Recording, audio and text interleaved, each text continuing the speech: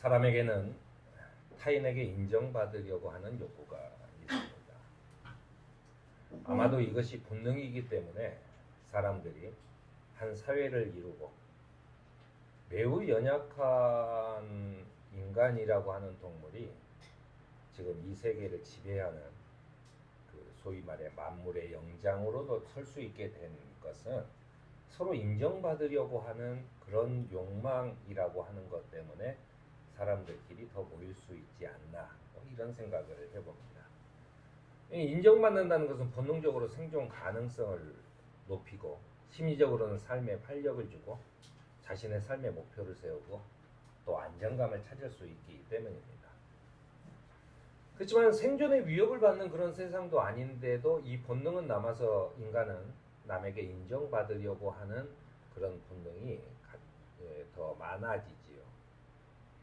예전에 70년대에는 신문에 자기 이름이 한번 나오려고 일부러 그 강도짓을 하거나 이런 사람들이 있을 정도로 그 특히나 인정받으려고 하는 사람들의 삶이 있었어요. 근데 지금은 온갖 그 매체를 통해서 자기를 드러내는 것이 매우 활발하게 진행이 됩니다. 그래서 너도 나도 타인에게 자기를 드러내는 것에 주저하지 않지요. 이제 그러다 보니까 조금 오바해서 그렇게 하는 경우도 있고, 요즘에 이제 자기 애기 사진을 이렇게 계속해서 올리는 그런 것도 결국은 이제 나중에 문제가 되죠. 애는 자기 얼굴의 초상권에 관해서 자기가 결정할 수 없는 상황인데 부모가 너무 함부로 올려서 나중에 문제가 될 수 있다라고 하는 지적도 나오는 걸 제가 봤습니다. 지금 사회 현상이 그렇죠. 이게 꼭 나쁘다 좋다라고 평가할 수는 없는 겁니다. 그런데 교회도 인정받으려고 하는 프로그램을 자꾸 진행하는 경우가 많아요. 인기가 있고 사람들이 많이 모이는 교회는 세상의 가치관에 침묵하거나 동조하고 교회 활동도 일반 회사처럼 목표를 세워서 누가 몇 명을 전도했는지, 누가 얼마나 헌금을 했는지 그래프를 써서 붙이고 하는 그 성과를 자랑하는 그런 교회들이 있는 거죠. 그리고 자신들이 부단히 노력해서 얻은 결과물, 내가 회사에서 무슨 판매 왕이 됐다거나 이런 것들을 그거를 하느님의 도우심이라고 자랑을 해요. 물론 자기는 그게 신앙으로 자랑할 수 있을 만한다고 하더라도 그걸 못한 사람은 그럼 하느님에 대해서 버림받았냐라고 하면은 그거에 대해서는 아무도 얘기하지 않는다는 거죠. 그래서 그런 세상에서 자기가 얻어낸 것들을 자꾸 하느님의 은혜다라고 하면서 하느님이 마치 자기를 살아가는 백성은 이 세상에서도 잘 먹고 잘 살게 해주는 것처럼 계속 얘기를 하고 있다는 것이 문제가 된다라고 합니다. 그래서 믿음도 자랑인 거죠. 내가 얼마나 믿음이 큰가라고 하는 것. 그래서 내가 더 좋은, 요새는 그래서 이 SNS나 이런 걸 보면은 내가 더 좋은 부모라는 자랑. 저는 차 뒤에다가 아기가 타고 있어요 이런 거 적어 놓을 때마다, 그걸 볼 때마다 참 답답한 측면이 있습니다. 아무 필요도 없는 그런 문구를 자기가 마치 좋은 부모라고 하는 것을 드러내려고 하는 거죠.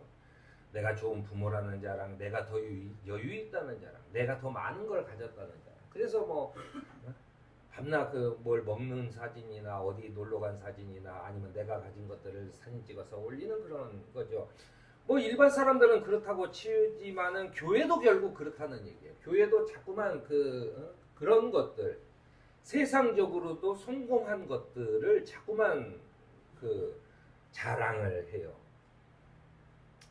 그래서 교회도 결국 목적이 다른 사람에게 부러움을 사는 것. 아마도 그런 교회는 이렇게 얘기할 겁니다. 그런 부러움을 사서 그들도 예수를 믿으면 좋지 않겠냐. 근데 그들이 믿는 예수는 아니에요. 판매 왕이 되는 게 어떻게 예수를 믿는 거예요.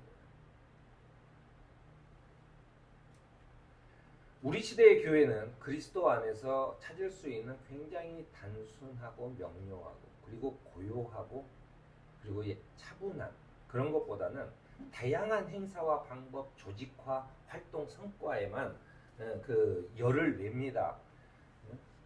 이런 것들은 교인들의 시간과 체력만 사모할 뿐이고 사실은 마음속 깊은 곳에 찾아오신 주님을 만나지 못한 채 결국 더욱더 목마름만 남게 되지요. 그러니까는 코로나 이후 또는 그 경제 성장이 시작되면서 교회는 인구 수가 급격히 교인 수가 줄어요. 줄면서 어디로 가냐면은 카톨릭으로 가는 것은 같은 하느님이니까 그렇다고 쳐. 불교로 가는 것도 카톨릭으로 가는 거에 딱 절반 정도가 불교로 가요. 완전히 다른 종교를 선택해요. 왜? 그들이 말하는 거기는 조용하다는 거예요. 기독교는 시끄럽고 여기는 조용하다는 거예요. 그런데 그거보다 더 중요한 문제가 있습니다. 교회가 왕성하고 많은 것을 가지면 가질수록 이 세상이 너무 편안하게 느껴서 예수님이 다시 오시는 것이 부담된다는 거예요. 단지 예수님이 다시 오셔서 하나님의 나라를 만드는 것이 부담된다는 거예요. 왜냐면 나는 지금 여기 살 만큼 살고 내가 남들한테 뭐 부러움을 사면서 떵떵거리면서 사는데 굳이 주님께서 다시 오셔가지고 뭐 네가 가난한 사람들하고 친하게 지내라 뭐 이런 얘기를 별로 듣고 싶지 않은 거죠. 부담된다는 거예요. 이 땅의 성과들은 하나님 나라에서도 유효할 거라고 생각을 해요. 그래서 많은 많은 것을 가진 사람들은 내가 하나님 나라에서도 너보다 위야 라고 하는 것이 아주 자신감이 충만하게 쌓여 있지요.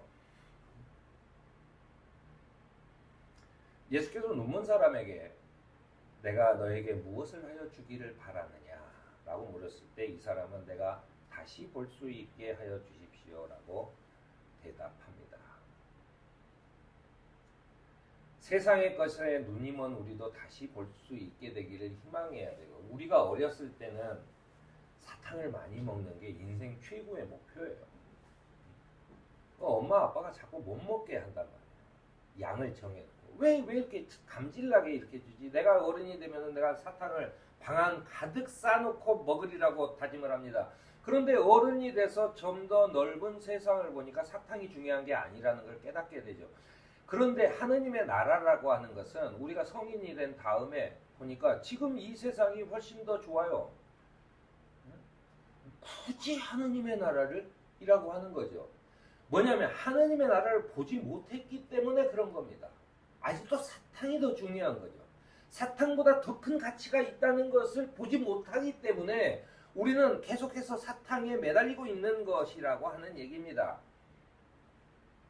바울이 다메섹으로 가는 길에 주님을 뵙고 눈이 멀게 되었을 때 아나니아를 통해서 이렇게 얘기합니다. 우리 조상의 하느님께서 당신을 택하셔서 자신의 뜻을 알게 하시고 그 의로우신 분을 보게 하시고 그분의 입에서 나오는 음성을 듣게 하셨습니다 라고 얘기해요.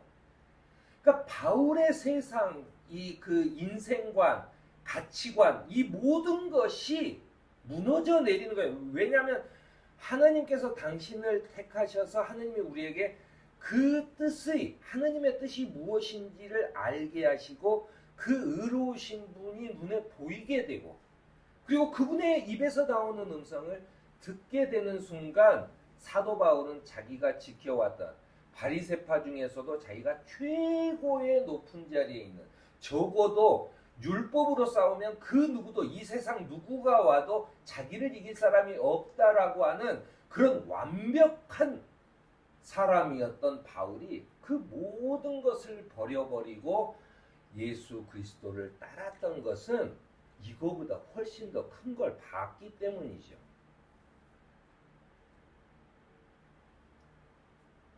그것입니다. 일제강점기에 우리나라에 그리스도를 전한 사람들이 있습니다. 올 광복절에 계속 문제가 되는 독립기념관에 가면 제가 여러 번 얘기했는데 거기에는 그 독립을 위해 싸우다 순국한 그런 분들의 그 쭉 명단이 쭉 나와요. 사진과 또 이름들이 나오는데 거기에 외국 사람들이 꽤 나와요. 그 대부분은 미국 북장로회 목사님들입니다. 그들은 그리스도의 복음을 전파하면서 독립운동을 지원했고 자신도 독립운동에 참여하다가 목숨을 잃었던 사람들이에요. 그들도 다른 선교사들처럼 그렇게 죽어서 천당 가라 이런 얘기만 하고 다녔다면 그는 좋은 선교사로 한국에서 굉장히 성공한 선교사로 미국이나 자기 고국에 돌아가서 엄청나게 환영을 받으면서 거기서 잘 먹고 잘 살 수 있었을 거예요. 그런데 그분들은 대한 독립을 돕다가 여기에서 죽었어요.